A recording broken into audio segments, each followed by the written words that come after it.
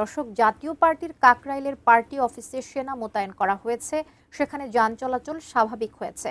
তবে এর আগে গণ অধিকার পরিষদের নেতাকর্মীদের সঙ্গে তাদের সংঘর্ষ হয়। ঘটনাস্থলে আছেন আমাদের সহকর্মী আরাফাত সিদ্দিকী। বিস্তারিত জানতে আমরা তার সঙ্গে যুক্ত হচ্ছি। আরাফাত, এখন কি অবস্থা দেখছেন সেখানে?